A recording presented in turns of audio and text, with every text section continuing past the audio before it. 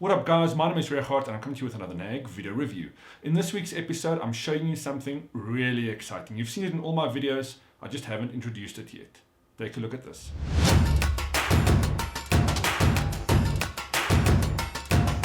So I've been on a quest to find a replacement notebook, but there's a machine that I've been working with all along that's been in plain sight and I just haven't spoken about it. You may have noticed it behind me with that not so subtle RGB RAM. But more on that later. So say hello to the rig that I edit every episode on, and I'll also be using it for some benchmarks in future episodes. It's not the most high-end machine that you can buy today. It's got some mid-range parts and a few others that do put it above the mid-range market, but I'm quite excited to show you what it can do. And what I'm also excited about is the support from TVR Computers. Thank you guys, you have been a great help with what we are trying to achieve here. Thank you very much guys, I really appreciate it. Please also do check them out at tvr.co.za. Even though they don't sell to end users, you'll surely find some of their products at your local computer store. So do check them out. So this machine has been a real workhorse over the last few months, and of course it's played many hours of games. But I've put it through its paces. I'm finally ready to share with you what this review rig can do. This machine is an all-round performer and it offers a great balance between performance and price. There's of course a few additions that I've put in extra, like the RAM and the M.2 hard drive, on which you can probably save a bit more money if you are looking for a mid-range rig. But let's get into it. So let's start with the exterior, the chassis. This is the Cooler Master Mastercase 5. It goes for around 2,500 Rand, and even though there are newer models available, I still really like this one. The chassis allows for a lot of mounting options when I add review gear, but it's roomy enough to show off all that beautiful RGB lighting. I love how the PSU is mounted at the bottom and the cable management is very easy thanks to some clever design tricks.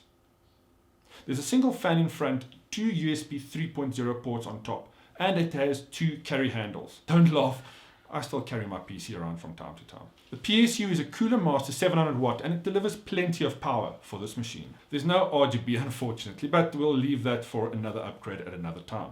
So sitting at the base of this computer is the MSI Z370 Gaming M5 motherboard. It retails for around 4,000 Rand and it features the popular Intel Z370 chipset. The motherboard supports 8th gen Intel Core processors. It's got 4 memory DIMM slots that supports DDR4. It's got MSI's killer Ethernet, only one of those. It's got some mystic RGB lighting. And for those of you that are really old school, it even has a PS2 keyboard connector. I haven't seen one of those in years.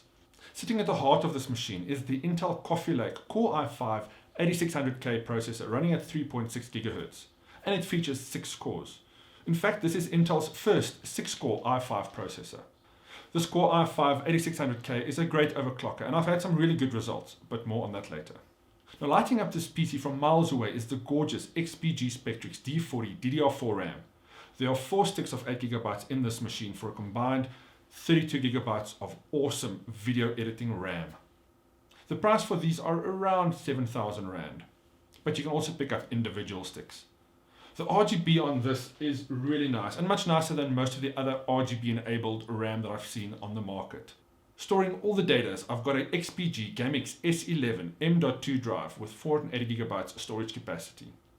This drive retails for around 3,500 Rand and it has performed really well. I'm very happy with what this drive can do, but there is a big conversation around M.2 versus NVMe drives, but I've kept that for another video. But please do leave your comments below if you've had experience with these two drives. Now for those of you that don't know what M.2 is, it's basically an SSD drive that sits directly on your motherboard. The benefit of M.2 and NVMe is that it sits directly on the PCI Express lane, giving you much faster read and write speeds. Looking at the benchmarks a bit later, you'll see how fast the read and write speeds are, and it's great for gaming and video editing. But isn't this just a beautiful sight? A 480GB SSD sitting neatly hidden on the motherboard. I just love it. Keeping the processor cool, I've gone with the Cooler Master Master Liquid Pro 120. It's a very versatile enclosed water cooling unit. Even though it's a little tricky to install, once you've got it up and running, it really proves its worth and it keeps your CPU nice and cool. There's a few newer models out with some nice RGB lighting on it, but if you can still get one of these, I would highly recommend it. The CPU cooler also works with both Intel and AMD motherboards, so if you're swapping out motherboards and CPUs often like I do, it's a great solution. Looking at how the Master Liquid Pro 120 works is it's essentially an enclosed water cooling system. It's got a water block that fits onto the CPU with a variety of mounting brackets, and on the other end it's got the radiator.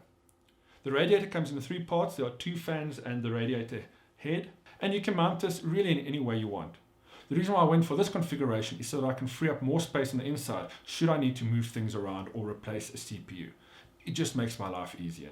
Now, to show you just how well this CPU cooler works, my temperatures range from around 25 degrees at idle to roughly 65 degrees under load, and this is before overclocking this 3.6 GHz CPU. As soon as I do overclock it to about 4.2 GHz, the temperature shoots up to about 80 degrees. Still not bad going for an enclosed CPU cooler. Now, pushing the CPU with this motherboard is so much easier than the days I remember fiddling with cumbersome BIOS settings just to overclock your CPU. There are two ways to overclock the MSI Z370 Gaming M5. You've got software that runs on Windows that allows you to do some overclocking, or you can boot into the BIOS, which has got a really nice menu layout to do your overclocking. The settings are pretty easy to get around, and there's help files all over the place to guide you along the way. Now, the MSI also comes with a built-in overclocking feature called Game Boost, which allows you to overclock the CPU at a flip of a switch. Now, this is a really cool feature, and it makes it very easy to overclock.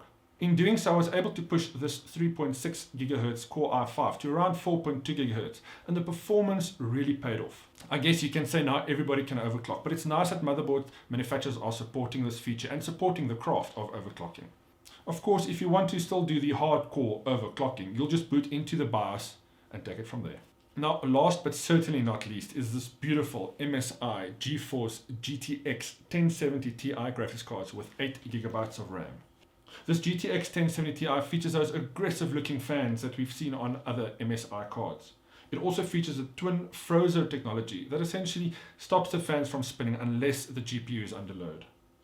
So specs and pricing is one thing, but how does this machine really perform? Well, to put it through its paces, we've run some synthetic benchmarks and obviously the usual fare of gaming.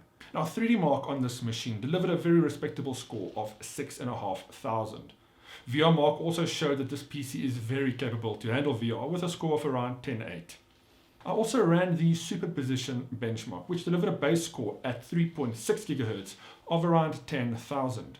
Now, we all know you want real-world performance benchmarks, and we know why you want a gaming machine like this, right? To play Fortnite. Isn't that what everybody's doing? Looking at PUBG and Fortnite benchmarks, the frame rate delivered on PUBG was around 60 to 90, while Fortnite delivered a 90 to 110 frames per second. Now, looking at the read and write speeds of that M.2 solid-state drive, it's pretty impressive in its own right, but that was to be expected. I'm not running any other drives in the machine yet, and this one is more than sufficient, but I'm very tempted to add a second M.2 drive. And that's it for another episode of the NAG video review. Thank you so much for tuning in.